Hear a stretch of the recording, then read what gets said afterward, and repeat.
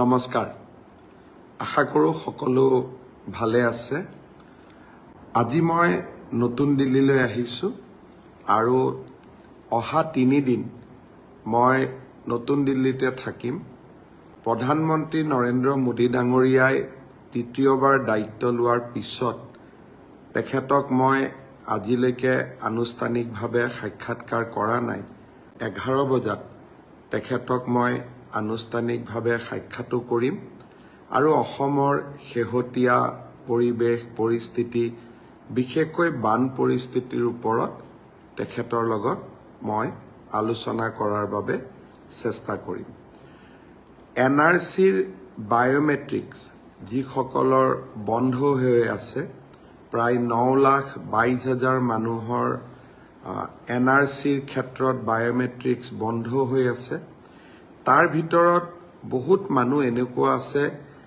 যাৰ এনআৰচিৰ খসৰাটো নাম আছে চূড়ান্ত তালিকাটো নাম আছে আৰু কিছুমানৰ এনআৰচিৰ লগত কোনো সম্বন্ধই নাছিল সেইসকলে এনআৰচিৰ বায়োমেট্ৰিক বন্ধ হৈ থকা কাৰণে বহুত অসুবিধাত ভুগি আছে এই বিষয়টো মই কেন্দ্ৰীয় গৃহমন্ত্ৰী অমিত শাহ ডাঙৰীয়াৰ লগত দিল্লীত থকা সময়ত আলোচনা কৰিবৰ বাবে চেষ্টা কৰিম তাৰোপৰি বিভিন্নজন মন্ত্ৰীক সাক্ষাৎ কৰি অসমৰ বিভিন্ন সমস্যাসমূহ বিশেষকৈ IIM গুৱাহাটীৰ পলাশবাৰীত প্ৰতিষ্ঠা হ'ব তাক কেনেকৈ আমি ক্ষিপ্ৰ কৰিব পাৰোঁ নামৰূপৰ সাৰ কাৰখানা সেই বিষয়ে মন্ত্ৰী JP নাড্ডা ডাঙৰীয়াৰ লগত আলোচনা কৰিম সেমি কণ্ডাক্টৰ ইণ্ডাষ্ট্ৰি খৰতকীয়া যিটো আমাৰ জাগিৰোডত হ'ব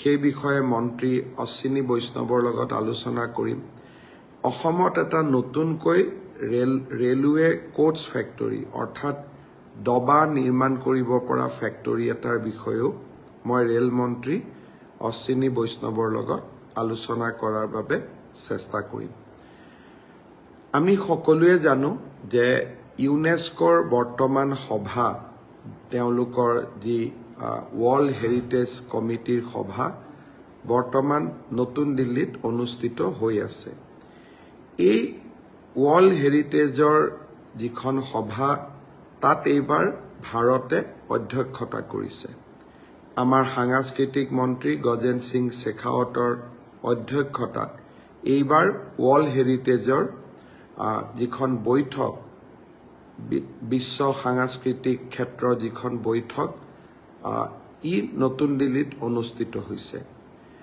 আমাৰ অসমত নেচাৰ হেৰিটেজত বা প্ৰাকৃতিক দিশৰ ফালৰ পৰা কাজিৰঙা আৰু মানস আগৰে পৰা ৱৰ্ল্ড হেৰিটেজ হিচাপে স্বীকৃতি পাইছিলে কিন্তু কালচাৰেল এছপেক্টত যি ঐতিহ্য সূচায় সেই ক্ষেত্ৰত অসমত আমাৰ ৱৰ্ল্ড হেৰিটেজ নাছিলে চৰাইদেউ মৈদাম ক্ষেত্ৰক ৱৰ্ল্ড হেৰিটেজ কৰাৰ বাবে মানুহৰ দাবী আছিলে অসমৰ মুখ্যমন্ত্ৰী হিচাপে প্ৰধানমন্ত্ৰী নৰেন্দ্ৰ মোদী ডাঙৰীয়াক যোৱা বছৰ মই অনুৰোধ কৰিছিলোঁ যে আপুনি চৰাইদেউক ভাৰতৰ মনোনয়ন দি বিশ্ব ঐতিহ্য ক্ষেত্ৰৰ বাবে ভাৰতৰ একমাত্ৰ মনোনয়ন হিচাপে আপুনি ৰিকমেণ্ড কৰক প্ৰধানমন্ত্ৰী মোদী ডাঙৰীয়াৰ সন্মুখত দুটা প্ৰস্তাৱ আছিল এটা প্ৰস্তাৱ উত্তৰ প্ৰদেশৰ সৈতে জড়িত আছিল তথাপিতো প্ৰধানমন্ত্ৰী মোদী ডাঙৰীয়াই বিশাল হৃদয় দেখুৱাই মই এইকাৰণে কৈছোঁ মোদী ডাঙৰীয়া উত্তৰ প্ৰদেশৰ MP কিন্তু তেখেতে আমাৰ কাৰণে বিশাল হৃদয় দেখুৱাই চৰাইদেউ মৈদামক ৱৰ্ল্ড হেৰিটেজৰ বাবে ৰিকমেণ্ড কৰিছিলে আৰু আজি মোদী ডাঙৰীয়াৰ ভাষণত এই কথা প্ৰায় স্পষ্ট হৈ পৰিছে যে অহা 26 তাৰিখে চৰাইদেউ মৈদাম ক্ষেত্ৰ বিশ্ব ঐতিহ্য ক্ষেত্ৰলৈ ৰূপান্তৰ হ'ব নেচাৰ কেটেগৰীক বাদ দি সাংস্কৃতিক কেটেগৰীত কালচাৰেল কেটেগৰীত এয়া অসম আৰু উত্তৰ পূৰ্বাঞ্চলৰ প্ৰথম ৱৰ্ল্ড হেৰিটেজ বিশ্ব ঐতিহ্য ক্ষেত্ৰ হ'বলৈ গৈ আছে লাচিতৰ 400তম জন্ম জয়ন্তীয়ে হওক বা চৰাইদেউ মৈদামক বিশ্ব ঐতিহ্য ক্ষেত্ৰলৈ ৰূপান্তৰ কৰাত আমি যি কিঞ্চিত বৰঙণি যোগাব পাৰিলোঁ, মই ভাবোঁ মোৰ এই ৰাজনৈতিক জীৱনৰ এক বিশাল প্ৰাপ্তি হৈ ৰ'ব। ৰাজনীতি এৰাৰ পিছতো যিকেইটা কথালৈ যে মুখ্যমন্ত্ৰী হৈ থকাৰ সময়ত কোনখিনি ভাল কাম, কোনখিনি অসমৰ কাৰণে সেৱা আগবঢ়াব পাৰিলোঁ, তাক যেতিয়া চিন্তা কৰিম, লাচিতৰ 400তম জন্ম জয়ন্তী, চৰাইদেউক বিশ্ব ঐতিহ্য ক্ষেত্ৰলৈ ৰূপান্তৰ আদি ঘটনাবিলাকে মোৰ মানস পটত সদায় ইতিবাচকভাৱে ক্ৰিয়া কৰি থাকিব। অৱশ্যে ৰাইজক সেৱা কৰিবলগীয়া আৰু বহুত আছে, দীঘলীয়া তালিকা আছে, এটা এটাকৈ কামবোৰ কৰি কৰি গৈ থাকিম। যোৱা কালি কংগ্ৰেছ দলে এটা বিতৰ্ক কৰিব চেষ্টা কৰিছিল যে মুখ্যমন্ত্ৰীৰ ৰাজনৈতিক ভ্ৰমণৰ নিৰাপত্তাৰ খৰচো এতিয়া অসমৰ ৰাইজে বহন কৰিব লাগিব। মই কংগ্ৰেছ দলক এটা প্ৰশ্ন সুধিব খোজোঁ। মই যেতিয়া ঝাৰখণ্ড যাওঁ, বিহাৰ যাওঁ, UP যাওঁ, মোৰ সকলো খৰচ কোনে বহন কৰে? ভাৰতীয় জনতা পাৰ্টীয়ে বহন কৰে। কিন্তু নিৰাপত্তা দিয়াটো এখন চৰকাৰৰ দায়িত্ব। মুখ্যমন্ত্ৰীয়ে হওক বা আন বিৰোধী ৰাজনৈতিক দলকে হওক, নিৰাপত্তাৰ খৰচ কোনে কৰিব, কাৰ ভাগ্যত এই খৰচ যায়, কেনেকৈনো তাৰ খৰচ হ'ব, এই কথাবিলাকত আমি মাতো নামাতো। কাৰণ মোকতো নিৰাপত্তাৰ প্ৰয়োজন নাই, মানুহৰ মৰমত মই থাকোঁ। চৰকাৰে ভাবে মোক নিৰাপত্তাৰ প্ৰয়োজন আছে, চৰকাৰে দিব। নিৰাপত্তা লৈ মইতো একো কৰিব নোৱাৰোঁ, মোক কিয় নিৰাপত্তা লাগে? মইতো অকলেই থাকিব পাৰোঁ। আৰু মুখ্যমন্ত্ৰীৰ আসনখন সদায়তো মোৰ লগত নাথাকে, সদায়তো ইমান ছিকিউৰিটিও মোৰ লগত নাথাকে। ছিকিউৰিটি হিমন্ত বিশ্ব শৰ্মাক নিদিয়ে, ছিকিউৰিটি অসমৰ মুখ্যমন্ত্ৰীজনক দিয়ে। এতিয়া মই এটা প্ৰশ্ন সুধিব খোজোঁ। মইতো অসমৰ মুখ্যমন্ত্ৰী। যোৱা কালিলৈকে ৰাহুল গান্ধীৰ দায়িত্ব কি আছিল? সোনিয়া গান্ধীৰ দায়িত্ব কি আছিলে? মল্লিকাৰ্জুন খাৰ্গেৰ দায়িত্ব কি আছিলে? প্ৰিয়ংকা গান্ধীৰ দায়িত্ব কি আছিলে? কিন্তু তেখেতসকল অসমত আহিলে তেওঁলোকৰ নিৰাপত্তাৰ খৰচ জানো অসম চৰকাৰে বহন নকৰে? আজি কংগ্ৰেছ দলে অলপ সময়ৰ কাৰণে চিন্তা কৰক। ৰাহুল গান্ধীয়ে যেতিয়া ভাৰত জোড়ো ন্যায় যাত্ৰা চলাইছিলে, তাৰ নিৰাপত্তাৰ খৰচ কোনে বহন কৰিছিল? তেওঁতো অসমৰ মুখ্যমন্ত্ৰীও নহয়। অসমৰ মুখ্যমন্ত্ৰীক নিৰাপত্তা দিয়াৰ দায়িত্ব অসম চৰকাৰে ল'ব। কিন্তু ৰাহুল গান্ধীক নিৰাপত্তা দিয়াৰ খৰচ অসমৰ ৰাইজে কিয় বহন কৰিব? কিন্তু আমি বহন কৰিব লাগিব, কাৰণ সেয়া ৰাষ্ট্ৰৰ দায়িত্ব।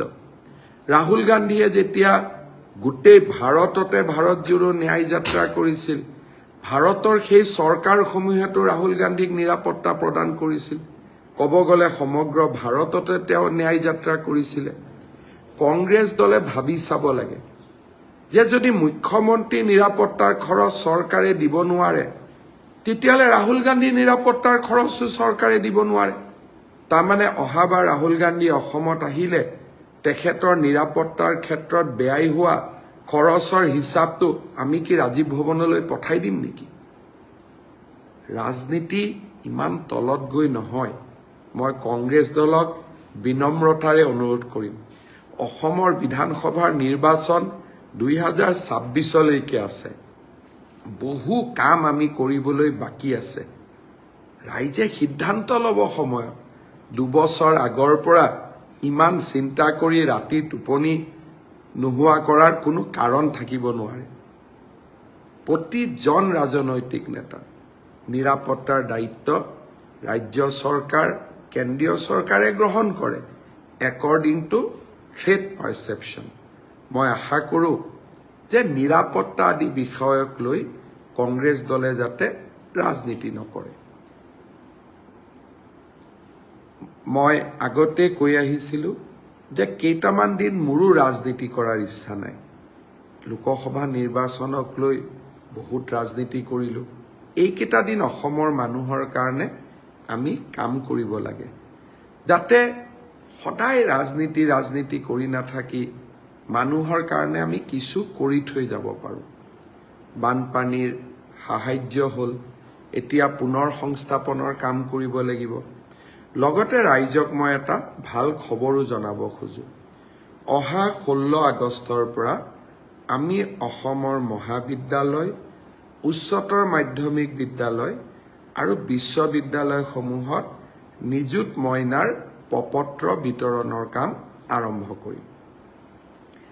সকলো কলেজত এইবাৰ নামভৰ্তি কৰা ছাত্ৰীসকলে বিনামূলীয়া প্ৰপত্ৰ পাব।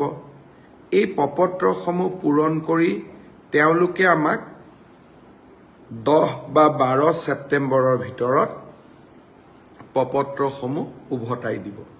মোৰ মনত ইচ্ছা আছে যে নিযুত মইনা আঁচনিখনৰ প্ৰথম ধন আমি যাতে 1 অক্টোবৰত ৰাইজৰ ছোৱালীসকলৰ, আমাৰ কন্যা সন্তানসকলৰ একাউণ্টলৈ আমি পঠাব পাৰোঁ। অৱশ্যে আপোনালোকেও জানে যে নিযুত মইনা আঁচনিখন হ'ল চাইল্ড মেৰেজৰ বিপক্ষে লোৱা এখন আঁচনি, অৰ্থাৎ জেণ্ডাৰ জাষ্টিছৰ কাৰণে লোৱা এখন আঁচনি। সেইকাৰণে ডিগ্ৰী পৰ্যায়লৈকে যিসকল ছাত্ৰী কলেজত যায় কিন্তু তেওঁলোকৰ ইতিমধ্যে বিয়া হৈছে, তেওঁলোকে আঁচনিখনৰ সুযোগ নাপাব। অৰ্থাৎ পোষ্ট গ্ৰেজুৱেটত বিয়া হোৱা ছোৱালীয়েও এই আঁচনিখনৰ সুবিধা পাব, কিন্তু হায়াৰ ছেকেণ্ডেৰী আৰু ডিগ্ৰীত বিয়া নোহোৱা ছোৱালীৰ বাবেহে এই আঁচনিখন মুকলি হৈ থাকিব। মোক কেতিয়াবা ল'ৰাসকলে সোধে যে মামা, আমাৰ কাৰণে একো আঁচনি নাই নেকি? চাইল্ড মেৰেজৰ বিপক্ষে লোৱা আঁচনি এখনত মই ছোৱালীসকলকে অন্তৰ্ভুক্ত কৰিব লাগিব, ল'ৰাক অন্তৰ্ভুক্ত কৰিব নোৱাৰোঁ। কিন্তু ল'ৰাসকলৰ কাৰণেও মই কি কৰিব পাৰোঁ, মই চিন্তা কৰি আছোঁ। আৰু সময়ত মই মোৰ ল'ৰা ভাগিনসকলকো মই ভাল খবৰ শুনোৱাম। আজি মাত্ৰ ইংগিতটো দি থৈ দিলোঁ, আমি ছোৱালীৰ লগতে মোৰ ল'ৰা ভাগিনসকলৰ কাৰণেও মই নিশ্চয় ভাল কিবা এটা কৰিম। আজিলৈ ইমানতে এৰিছোঁ। অহা 3 দিন দিল্লীত থাকিম। 25 তাৰিখে মই অসমলৈ উভতি যাম। এইকেইটা দিন দিল্লীত থাকিলেও অকল অসমৰ সমস্যা লৈয়ে মন্ত্ৰীসকলক সাক্ষাৎ কৰিম, সংসদসকলক সাক্ষাৎ কৰিম, কেন্দ্ৰীয় বাজেটো আহিব। ইয়াৰ মাজতে মই ভাবোঁ যে 25 তাৰিখে অসমলৈ যেতিয়া ঘূৰি যাম, 26 তাৰিখেতো চৰাইদেউ মৈদামক লৈ ভাল খবৰটো পামেই, আৰু ভাল খবৰ যাতে আপোনালোকক দিব পাৰোঁ। বহুত বহুত ধন্যবাদ। আকৌ লগ পাম।